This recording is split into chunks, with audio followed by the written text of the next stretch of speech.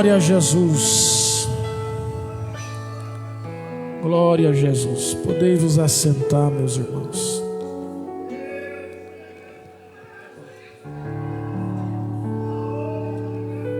Glória a Jesus.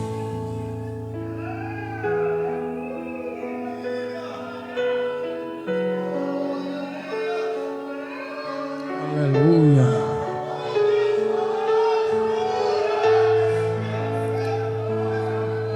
Glória a Jesus.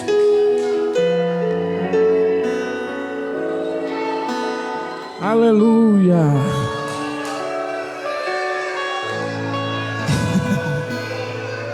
Aleluia.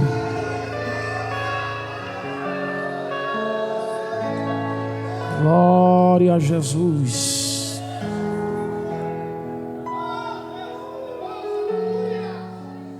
Glória a Jesus.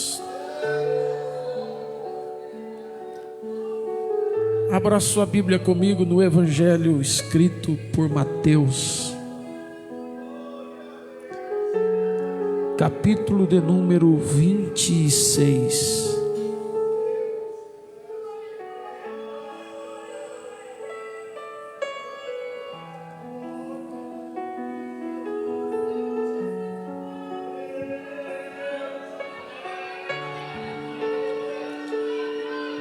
Glória a Deus.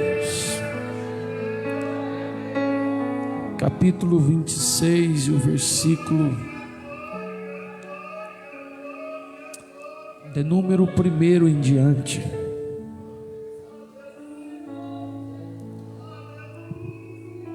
O texto diz assim: E aconteceu que quando Jesus concluiu todos esses discursos, disse aos seus discípulos: Bem sabeis que daqui a 2 dias é a Páscoa, e o Filho do Homem será entregue para ser crucificado. Depois, os príncipes dos sacerdotes, e os escribas, e os anciãos do povo, reuniram-se na sala do sumo sacerdote, o qual se chamava Caifás, e consultaram-se mutuamente para prenderem Jesus com dolo e o matarem. Mas diziam: não durante a festa, para que não haja alvoroço entre o povo. Versículo 14. Então, um dos 12, chamado Judas Iscariotes, foi ter com os príncipes dos sacerdotes e disse: Que me quereis dar, e eu vos-lo entregarei. E eles lhe pesaram 30 moedas de prata ou peças de prata. E desde então buscava oportunidade para o entregar. Versículo 36. Então Jesus chegou com eles a um lugar chamado Getsêmani e disse aos seus discípulos: assentai-vos aqui, enquanto vou além orar. E levando consigo Pedro e os 2 filhos de Zebedeu, começou a entristecer-se e a angustiar-se muito. Então lhes disse: a minha alma está cheia de tristeza até a morte. Ficai aqui e vigiai comigo. E indo um pouco adiante, prostrou-se sobre o seu rosto, orando e dizendo: meu Pai, se possível, passa de mim este cálice.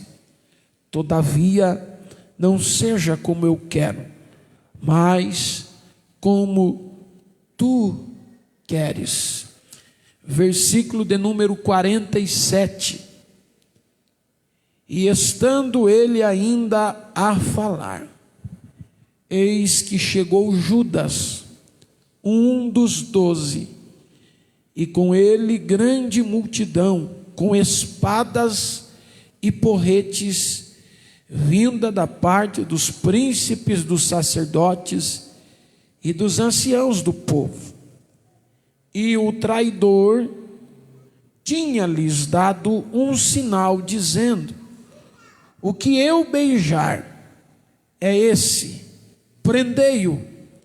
E logo aproximando-se de Jesus, disse: eu te saúdo, Rabi, e o beijou. Jesus, porém, lhe disse: amigo, a que vieste? Então, aproximando-se eles, lançaram a mão de Jesus e o prenderam. E eis que um dos que estavam com Jesus, estendendo a mão, puxou da espada e, ferindo o servo do sumo sacerdote, cortou-lhe uma orelha. Então Jesus disse-lhe: mete no seu lugar a tua espada, porque todos os que lançarem mão da espada, pela espada morrerão. Ou pensas tu que eu não poderia agora orar a meu Pai, e que ele não me daria mais do que 12 legiões de anjos? Como, pois, se cumpririam as escrituras que dizem que assim convém que aconteça? Então disse Jesus à multidão: saístes como para um salteador, com espadas e porretes, para me prender? Todos os dias me assentava junto de vós, ensinando no templo, e não me prendestes. Mas tudo isto aconteceu para que se cumpram as escrituras dos profetas. Então todos os discípulos, deixando-o, fugiram. Amém. Meus irmãos, este texto é um texto que conta os momentos que antecedem a crucificação de Cristo. Pensa em um momento traumático, um momento em que Jesus sabia que estava chegando a hora de morrer. Quando você pega o texto que nós lemos e Jesus está orando, Jesus está no Getsêmani orando ali, ele pede para Deus, ele diz: Senhor, passa o cálice de mim, não permita que eu beba. O cálice aqui ele está dizendo do momento da crucificação, da dor da crucificação, porque pela presciência divina ele sabia as dores que ele enfrentaria, e ele pede isso, mas ao mesmo tempo ele entende que se ele abrisse mão do sofrimento da cruz, não haveria salvação para a humanidade.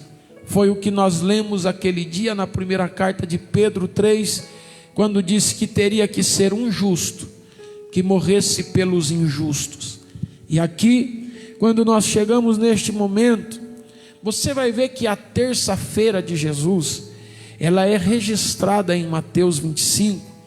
É uma terça-feira muito complexa, cheio de assuntos tratados por Jesus, de muita complexidade, assuntos correlacionados à política, às guerras, à sociedade dos dias atuais. Jesus trata de assuntos tão profundos que hoje nós estamos vivendo o que Jesus falou na terça-feira para aquela multidão em Mateus 25. São assuntos tão sérios que Jesus tratou naquele dia, que Jesus não teve tempo para descansar. Mateus começa declarando que Jesus começou logo pela manhã, bem cedo, e ele vara o dia ensinando. Um dia esgotante, um dia cansativo, um dia de mensagens profundas, um dia de ensino, aquilo que os discípulos, quem sabe, não conseguiram aprender em 3 anos e meio de ministério.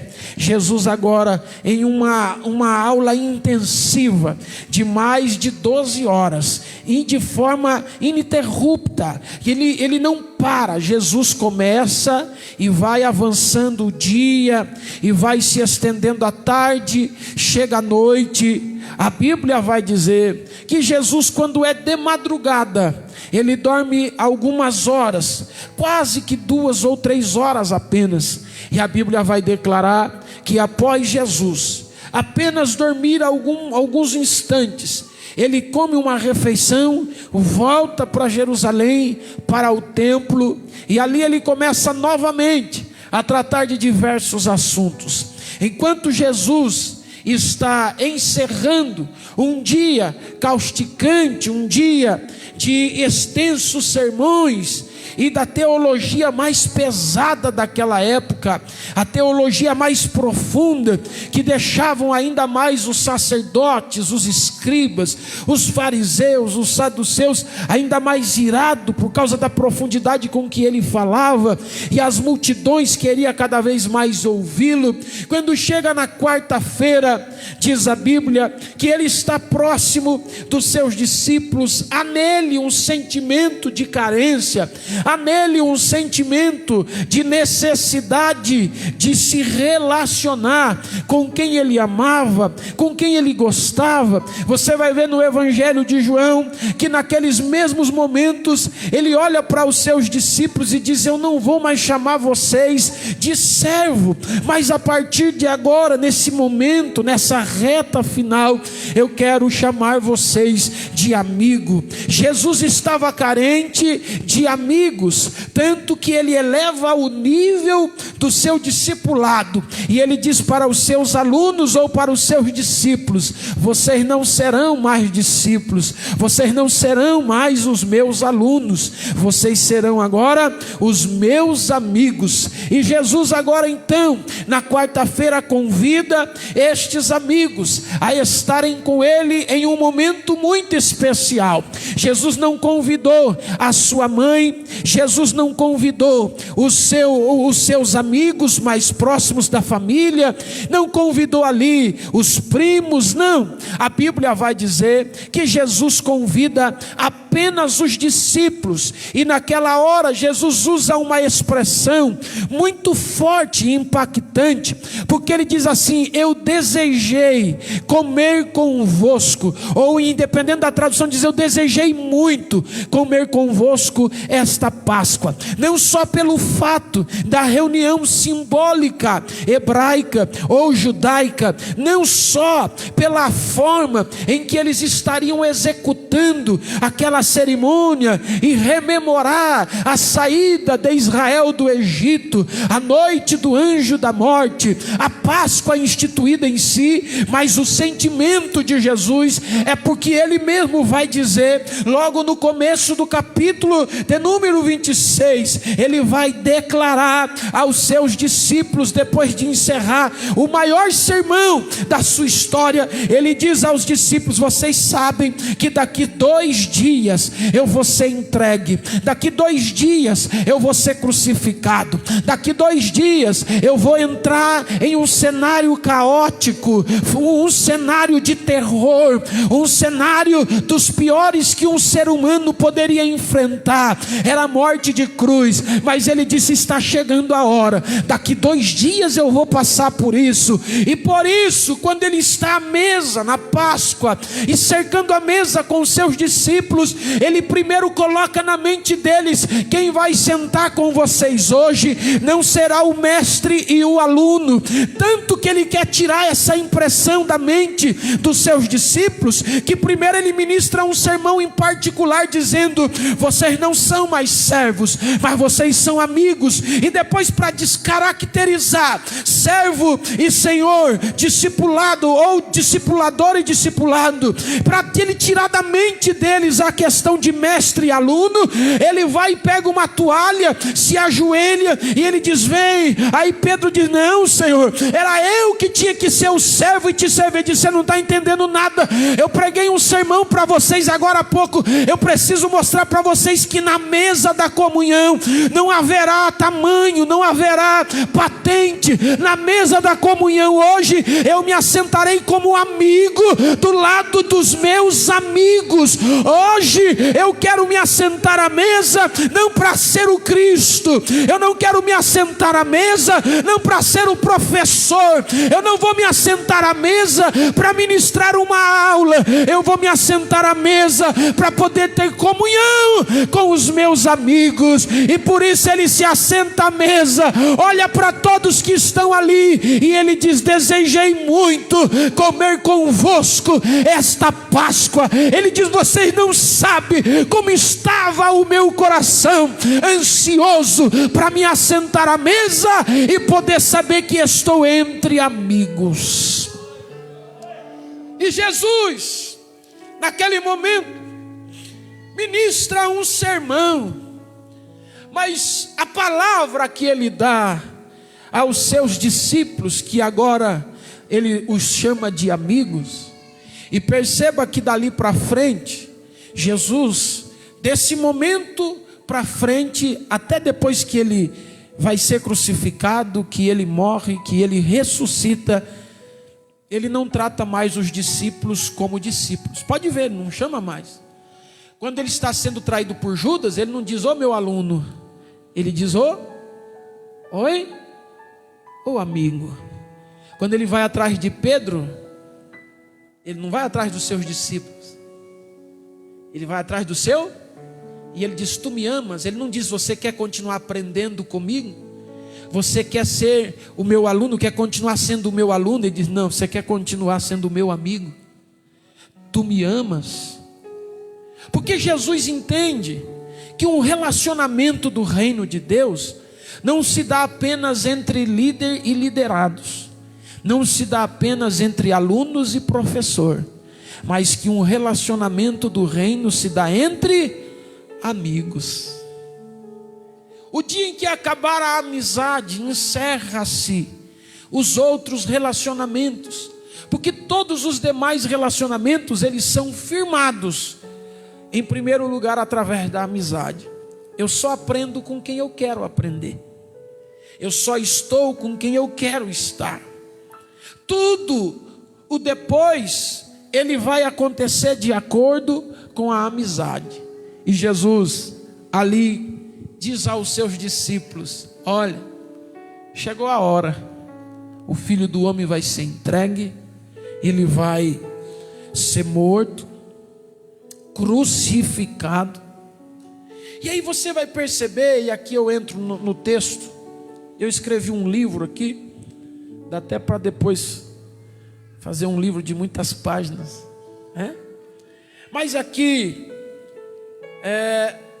aparece um personagem que eu quero falar sobre ele pela milésima vez aqui hoje. Diga comigo: Judas. Mais uma vez eu vou falar sobre ele. Quem é Judas? Judas é alguém que parece que tem um problema de conversão. Ele não tinha feito uma entrega completa para Cristo. Eu anotei aqui: existem irmãos com níveis de conversões diferentes, mas a questão é como reagirão diante de situações extremas. Aqui os discípulos estão diante de uma situação extrema. Qual?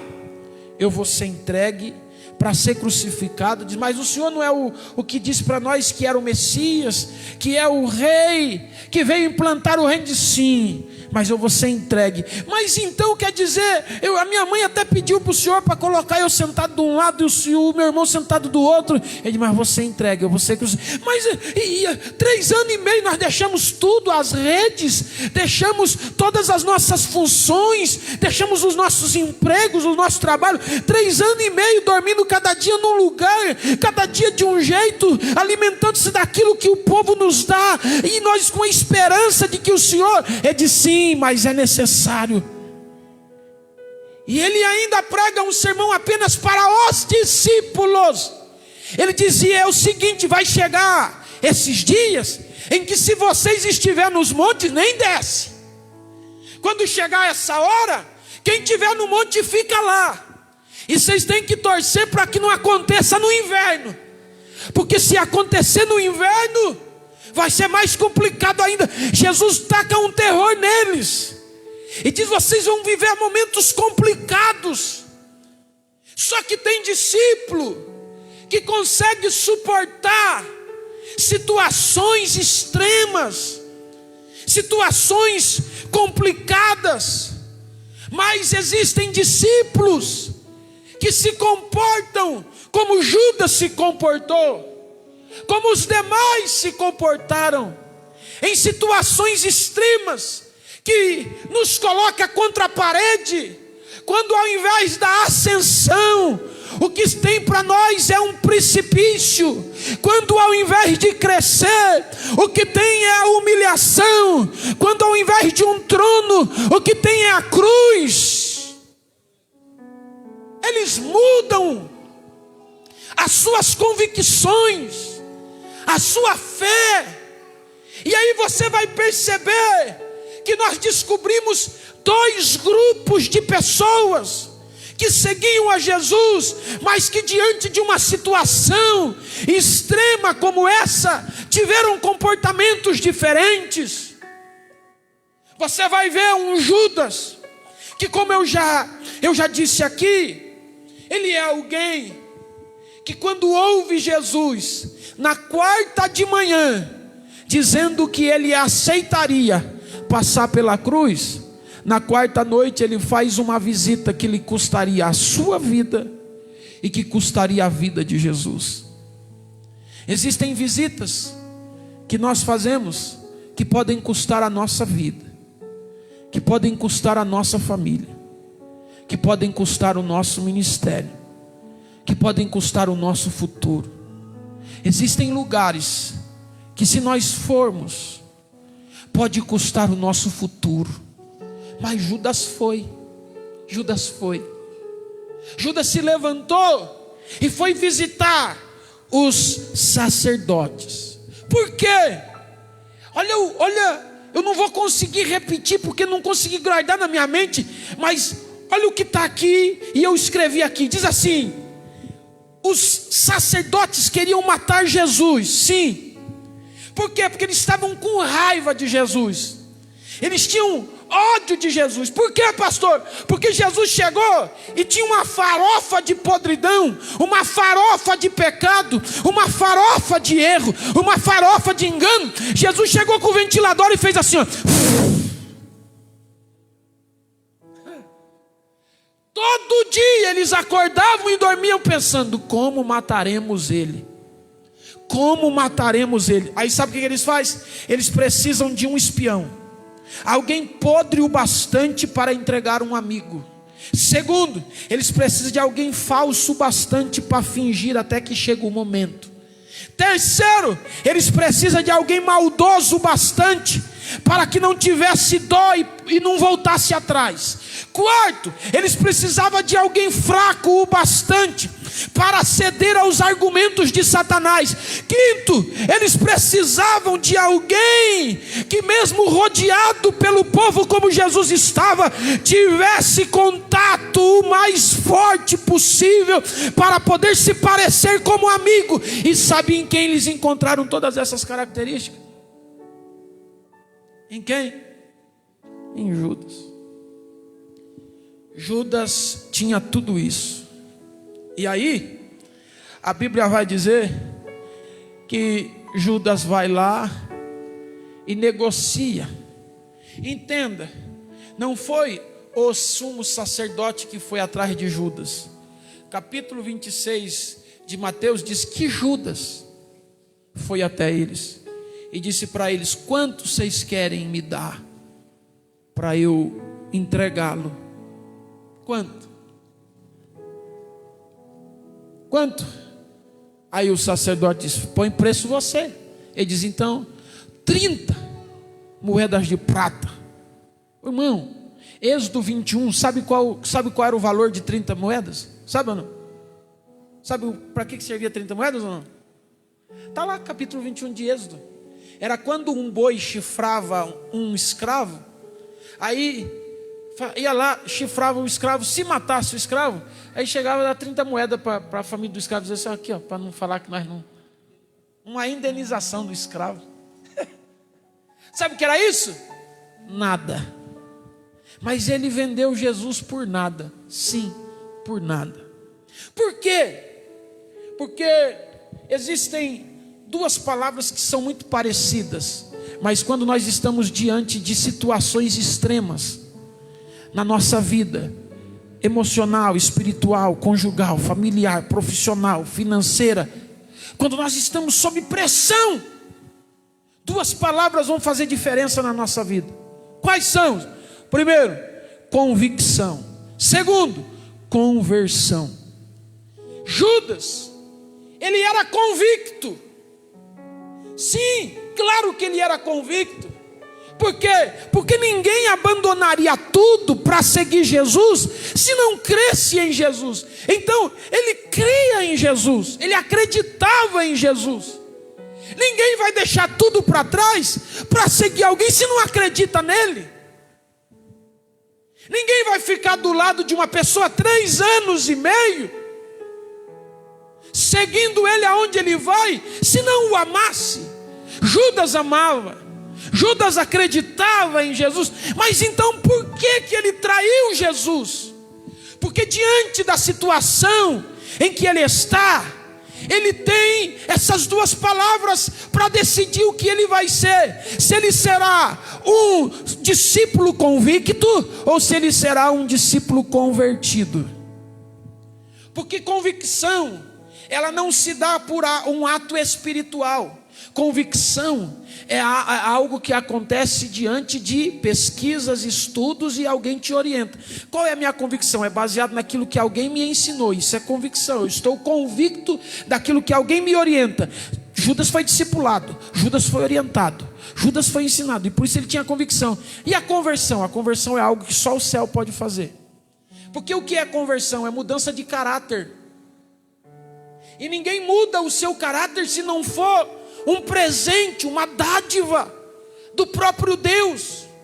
Então, Judas é um cristão convencido e convicto, mas não é convertido, porque o seu caráter não mudou. E diante de uma situação extrema, sabe o que ele faz?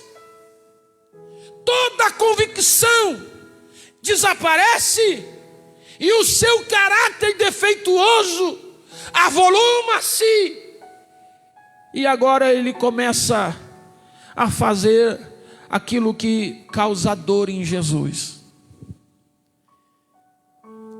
Eu pulei 2 tópicos porque eu já sabia que não ia dar, então eu já acelerei aqui, pulei e já fui direto para o assunto. O assunto é: será que nós não temos causado dor em Jesus? Com os nossos atos e com as nossas ações? Porque, pastor, como eu sei que alguém é convicto ou convertido? É que quando alguém é convicto, diante de situações extremas, ele volta. Quando alguém é convertido, diante de situações complexas e extremas, ele continua. Pastor, mas e os outros discípulos? Também estavam convictos e não convertidos. Porque Jesus olhou para Pedro e disse assim: quando tu te converteres. E o texto deixa bem claro que eles também não estavam convertidos, porque quando os soldados acabaram de prender Jesus, a Bíblia diz assim: e todos os seus discípulos fugiram. Sabe os camaradas que Jesus ensinou há 3 anos e meio? Sabe os homens que ficaram ouvindo Jesus, os maiores sermões, que até hoje nós não conseguimos transmitir com a mesma autoridade, com o mesmo poder?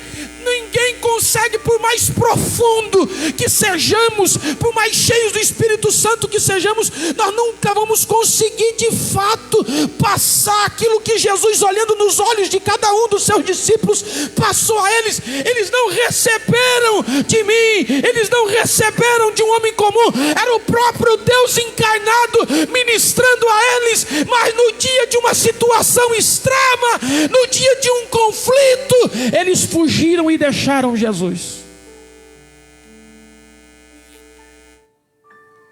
Por quê? Porque caminharam baseado em convicção e não em conversão. Convictos diante de situações extremas fogem. Convertidos, não.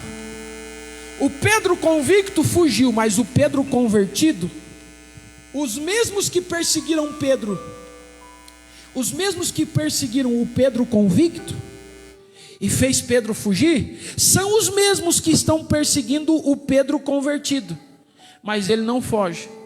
O Pedro convencido e convicto foge e se tranca dentro de uma casa com os outros discípulos.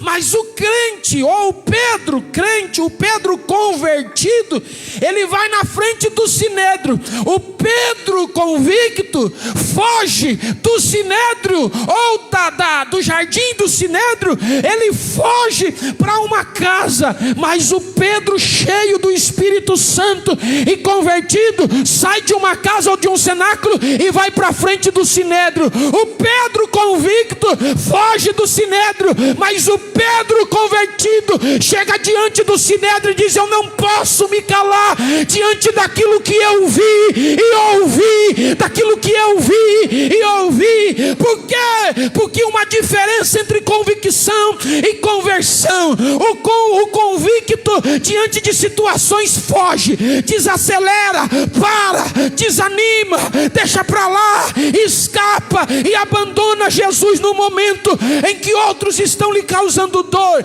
Porque aqui existem dois grupos no momento final de Jesus: os que causam dor e os que fogem de Jesus. Mas agora você vai ver que depois que eles são cheios do Espírito Santo, agora eles não fogem mais, agora eles não escapam mais, agora eles enfrentam arenas, leões, prisões, agora eles enfrentam reis, tronos, sacerdotes, sumos sacerdotes, porque agora eles entendem que não é uma convicção baseada naquilo que apenas alguém ensinou, mas é baseado naquilo que eles vivem, é aquilo que eles receberam de Deus, aquilo que veio direto do céu. E por isso a Bíblia diz que não vem de vós, é dom de Deus. Judas não quis buscar o presente da mudança de caráter, e porque não mudou o caráter em situação extrema, entristeceu Jesus e lhe causou dor, gerando até a morte. Mas nós, nessa noite, diante de uma situação adversa, diante de uma situação extrema, pastor, mas no meu trabalho, mas no meu emprego, mas o meu casamento, mas o meu esposo, a minha esposa, mas os meus filhos, não importa qual seja a situação que você esteja vivendo, mostra que você recebeu de Deus o dom da conversão do caráter, e que você não é apenas um crente convicto, mas que você é um crente convertido, e que você não abre mão de continuar mesmo diante de circunstâncias adversas.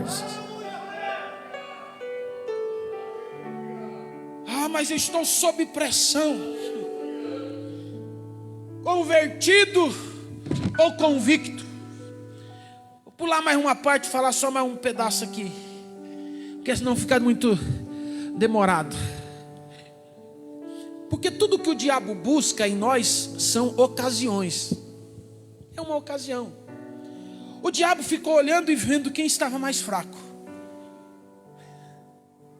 E ele vai olhando. Ele chega num Pedro, aí ele diz: é esse aqui que eu vou dançar. Ele não chegou primeiro em Judas. Pela Bíblia ele chegou primeiro em Pedro. Ele diz: acho que eu vou usar esse aqui. Acho que eu vou pegar esse aqui mesmo. Mas o Pedro, ele era meio afobado, mas ao mesmo tempo ele era rápido para reconhecer o seu erro. Então não deu tempo. Mas o Judas era frio, calculista, tramou. Chega a quarta-feira à noite, o Judas vai para a mesa. Você acredita que o Judas está na Páscoa, olha lá, no versículo 14, 15, 16 de Mateus, ele pega as moedas. E no versículo 17 ele está na mesa com Jesus. Você acredita que ele foi para a mesa da comunhão com Jesus, com o bolso cheio de moedas? Acredita? Ele senta na mesa que Jesus está, e chega até pesar para um lado de tanta moeda. Consegue imaginar que ele dormiu de quarta para quinta com a moeda no bolso? Você consegue imaginar que ele está sentado na mesa com as moedas no bolso, e Jesus dando para ele pão e vinho na boca, e ele, que delícia. Consegue imaginar que ele dormiu com a moeda no bolso? Consegue imaginar que ele passou quinta-feira o dia inteiro com as moedas no bolso?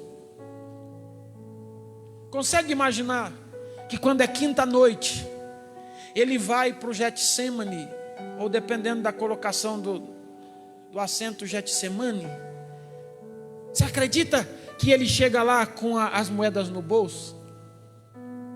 Você acredita que ele beija Jesus com as moedas no bolso?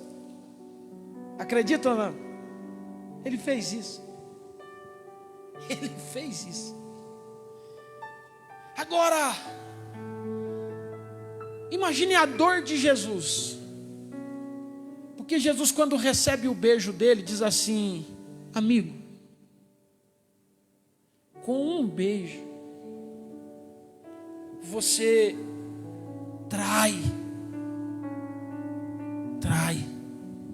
Pastor, o que leva alguém a trair? Primeiro é a tentação.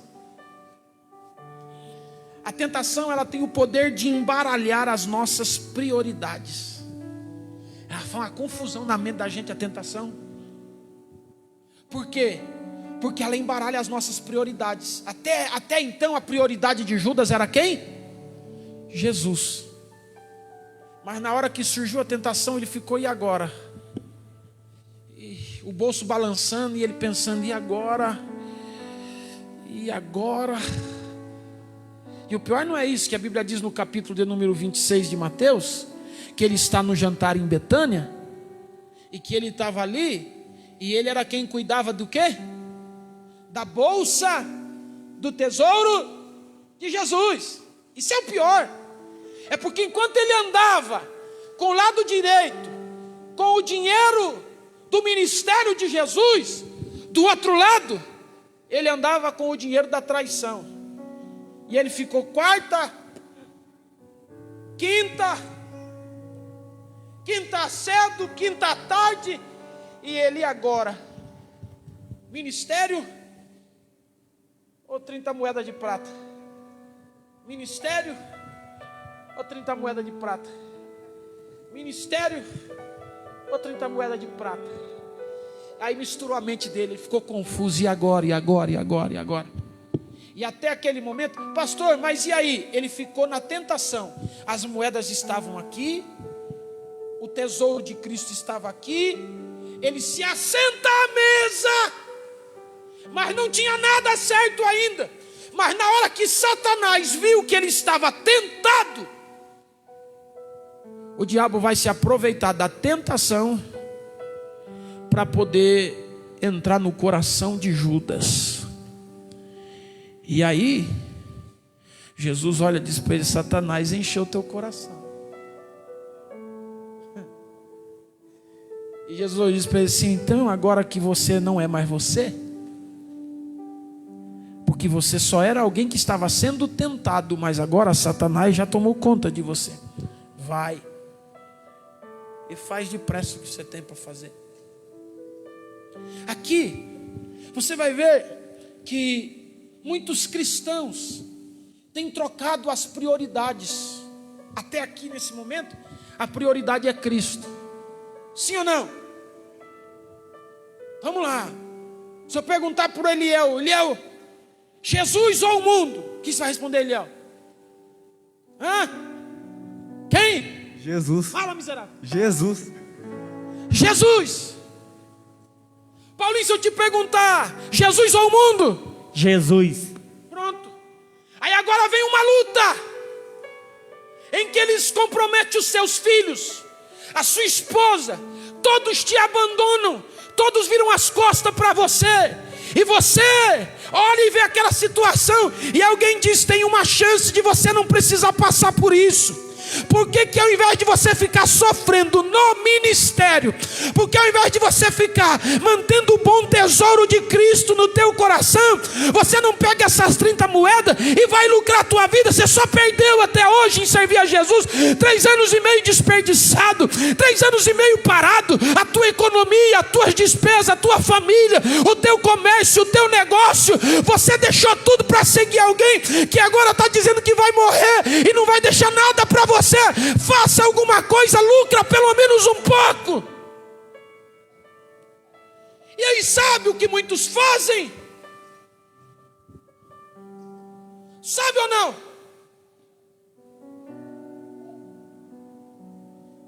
Ele simplesmente troca as prioridades. Ele diz: até aqui foi Jesus, até aqui foi Remifly, Manto Terra, Juvanai. Agora não. Agora fui leal, fui fiel. Alguém tem alguma coisa para falar da minha vida até aqui? Não. Alguém me viu comportar errado igual o Pedrão? Não. Pedro era um descontrolado, mas vocês já viram eu descontrolado? Não. Tomé o incrédulo, você já viu alguma vez eu desconfiar? Não. Até aqui. Porque a partir de hoje eu não perco mais por causa de igreja, nem por causa de Jesus. A partir de hoje, Judão, a partir de hoje,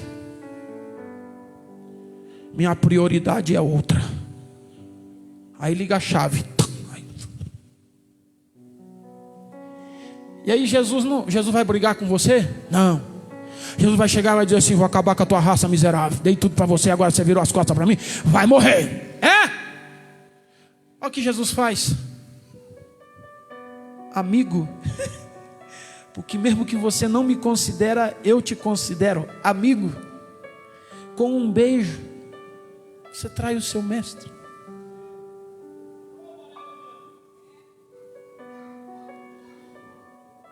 Traição, ela só acontece quando o que comete é alguém que você ama. Se um inimigo falar mal de você, é traição? Porque você já espera. Você vai ficar assustado o dia que ele falar coisa boa de você. O que assustou Israel, né, pastor Eovaldo? Foi porque os inimigos deles olharam para eles: grandes coisas fez o Senhor por eles. Aí eles pararam de dizer: o que é isso, hein? Até os inimigos estão dizendo. Aí que assusta a gente. É um inimigo te elogiar, te assusta. Agora você não espera nunca de um amigo, espera? Você não espera de alguém próximo de você, espera? Como você se comportaria hoje se alguém que você já colocou a mão no fogo, o pé no fogo, a cabeça no fogo, já se jogou no fogo por ele, alguém chegar, esse mesmo alguém chegar em você e te trair?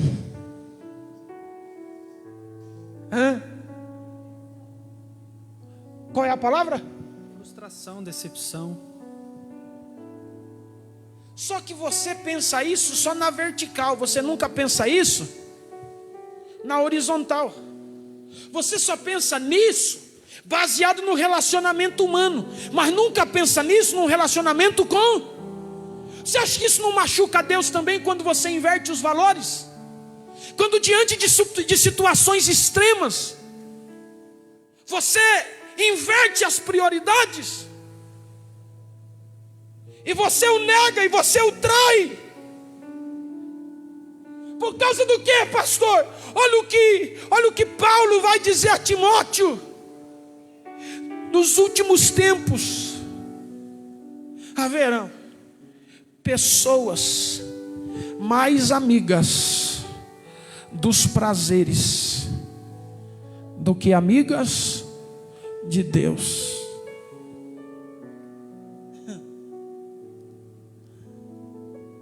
Você está trocando as prioridades. Você está substituindo aquilo que é essencial, Deus, por aquilo que te dá prazer. E isso entristece demais Jesus. Aí ele vai dizer para nós assim: esses que se comportam assim não vão ser reconhecidos. 1 João 2, ele diz: não vão ser reconhecidos diante de Deus no dia do juízo final, porque Deus não trata com traidores. Deus não trata com traidores. Sabe o que ele vai dizer? João no capítulo 2 discorre sobre como o crente desenvolve a traição. Aí ele vai dizer a esses, ele vai dizer que não conhece, que não tem contato, que não tem de fato uma intimidade, que não quer ter por perto. A traição, se nós fôssemos falar sobre ela aqui, aí existe a dor da angústia, está lá em Mateus 26 e 38, porque Jesus foi traído. Olha no versículo de número 38, então ele disse: a minha alma está cheia de tristeza, porque a traição te causa dor e angústia. Segundo, a traição, ela trabalha com inversão de valores. Terceiro, a traição, ela sempre se dá em receber algo adiantado, porque o verdadeiro amor, ele primeiro recebe para depois dar. A Bíblia diz assim: aquele a quem mais amou, mais perdoou. Agora na traição não, na traição é diferente. Na traição, primeiro você é quem paga, para depois receber. Quando você pega aqui, nós poderíamos falar sobre 5 razões do porquê dói uma traição, mas nós vamos pular essa parte, e eu vou encerrar apenas com a seguinte expressão, porque aqui, eu nem olhei para o relógio, se eu olhasse eu não ia conseguir completar meu raciocínio, né? Mas aqui, a Bíblia vai dizer que o beijo de Judas, Oséias, é um beijo que ainda está com o gosto do vinho da mesa da comunhão.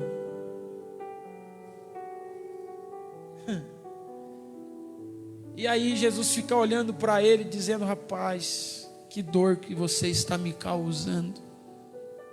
Que dor que você está me causando. Só que é o seguinte: Deus não deixa nenhuma das suas palavras caírem por terra. Nenhuma. Agora, diante de situações adversas, extremas, você pode estar recuando, invertendo valores, trocando prioridades, abraçando prazeres, tudo bem. Só que é o seguinte: a sexta-feira e a quinta da traição, ela não vai durar para sempre. É passageiro, é 2 dias. Agora de domingo para frente é eterno. Aí ele disse assim: porque se comigo morrerem, também comigo, o quê?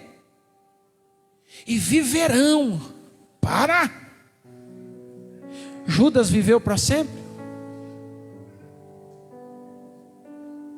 Quando Jesus morre, a Bíblia diz que os sepulcros se abriram, e na ressurreição de Jesus foram vistos alguns corpos. Aí diz assim, ó, de santos. E esses corpos de santos que ressuscitaram estão vivos até hoje e para sempre. Por quê? Porque não abriram mão. Hebreus vai dizer que eles não abriram mão. Eles morreram na fé Eles morreram crendo no Cristo, no Messias. Não inverteram valores em situações extremas. Eles permaneceram: ou Isaac ou eu. Vai Isaac, mas eu fico contigo. Ou dentro da arca e aguardando se chove, ou você sai e vai curtir a vida dentro da arca, mesmo sem nunca ter visto uma gota de orvalho caindo do céu. Eu fico dentro da arca, eu não saio da arca. Em situações extremas, estes homens permaneceram fiéis e leais. Mas quando Cristo ressuscitou, o escritor disse: os corpos destes santos, destes justos, também ressuscitaram. E o de Judas está debaixo da terra até hoje, aguardando o dia do juízo final, para o dia do seu julgamento. Sabe por quê? Porque em uma circunstância ele resolveu inverter valores, resolveu trocar prioridades, resolveu recuar.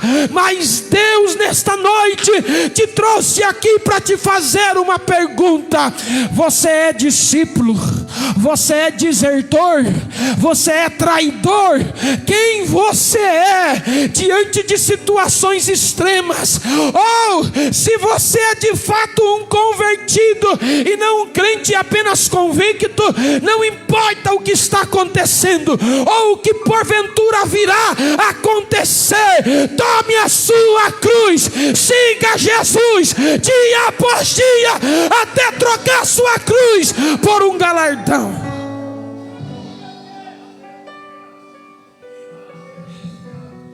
Diga aí para a pessoa que está do seu lado: não negocia o teu relacionamento com Jesus em situações extremas. Tudo tem negócio, só não o meu relacionamento com Jesus. Não negocia. Não negocia. Não negocia. Não troca 30 moedas de prata por uma vida de comunhão. Não negocia. Não negocia. Não negocia. E também não se relaciona com quem causa dor em Jesus. Não se aproxime de quem faz Jesus sofrer. Não se aproxime de quem faz Jesus ficar triste. Não, não, não, não, não faça isso. Suporte do lado dele. Os discípulos fugiram. Os discípulos fugiram. Mas teve um que Mateus, na força de expressão, diz assim: e os discípulos fugiram. Tudo bem, mas em João 19 vai dizer que teve um que não fugiu. Teve um que não fugiu. Teve um que não fugiu. Ele está de longe com as Marias, subindo o Gólgota. Ele vê a cruz caindo, levantando, e ele de lado subindo, carregando as Marias, dizendo: vamos, vamos, vamos. Chega diante da cruz. Pregaram Jesus no madeiro, e João disse: estava Maria Madalena, Maria mulher de Clopas, Maria mãe de Jesus, e o discípulo amado diante da cruz. E se Jesus não manda ele embora, ele ficaria. Mas Jesus olhou para ele para baixo e diz: homem, eis aí a tua mãe. Ó mulher, eis aí o teu filho. E Jesus disse: leva ela, cuida dela. E esse discípulo amado pega ela e vai embora. E a Bíblia vai dizer que Pedro é sentenciado na noite da comunhão, que os demais discípulos são sentenciados na noite da comunhão. Mas Jesus olhou para Pedro. Quando Pedro olhou para Jesus, disse assim: e por que o senhor não está falando nada desse daí, que era João? Aí Jesus disse: que me importe, se eu não quero que ele morra até que eu venha. E se o que me importa, o que é da tua conta, se eu quero honrar esse? O Pedrão não entendeu na hora, dizendo: é acepção de pessoa. É não, todos fugiram, mas ele ficou, ele ficou, ele ficou. E Jesus veio E Jesus veio. Jesus não apareceu para Pedro, Jesus não apareceu para Tomé, não. Depois que aparece aos discípulos, antes de ser assunto ao céu, ele não aparece mais. Mas a Bíblia vai dizer que todos os demais não viram. Mas já vai João, 92 anos de idade, velhinho, na ilha de Patmos, quando de repente aparece alguém e ele olha. E ele olha, aleluia, e ele vê alguém, o rosto brilhando como o sol, os cabelos brancos como a lã, os olhos como chama de fogo. Quando falava parecia a voz de muitas águas, os seus pés reluzentes como latão no refletor do sol mais radiante, vestes talares brancas, e na altura da coxa das vestes brancas escrita Rei dos Reis e Senhor dos Senhores. E ele olha e diz: quem será que é? Ele diz: sou eu, João, sou eu, João, sou eu, João, sou eu, João. Vem comigo e contempla todas essas coisas.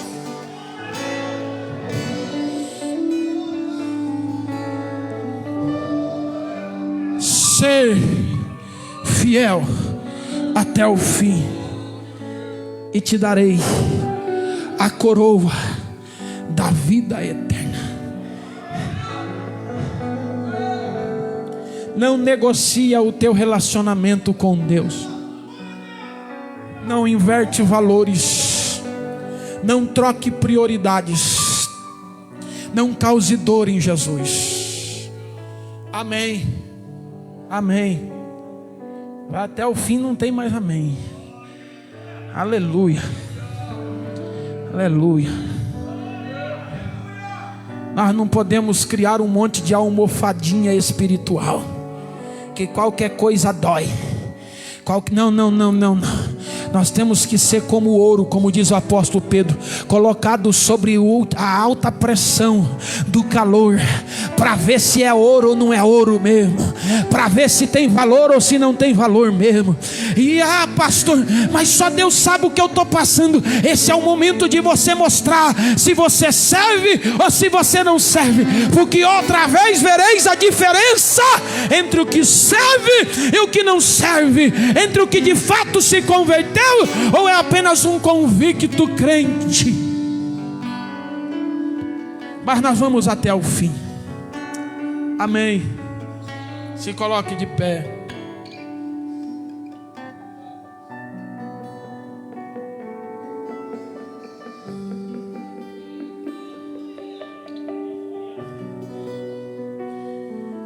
Ó Pai, eu sei da minha vida, mas não consigo saber da vida dos meus irmãos que estão aqui.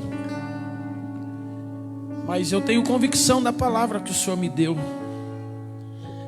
e eu sei que a tua palavra não volta vazia. Então tem irmãs, irmãos, amigos que estão aqui e que às vezes, ó Pai, querem recuar, retroceder, abandonar, deixar, parar, trocar prioridades, inverter valores. Mas nessa noite Tu nos despertastes através dessa palavra, e com certeza esta palavra salvará muitas vidas do abismo e tirará, Senhor, muitas pessoas que estão à beira do precipício espiritual, pois só a Tua palavra tem poder de vida eterna. Então, Senhor, nós a recebemos nessa noite, em nome de Jesus. Amém. Se assente 2 minutinhos e nós já vamos encerrar. Cadê as nossas crianças? Nossas crianças vão apenas fazer uma rápida apresentação, e após nós já vamos ministrar a bênção apostólica e irmos para os nossos lares. Glória a Jesus.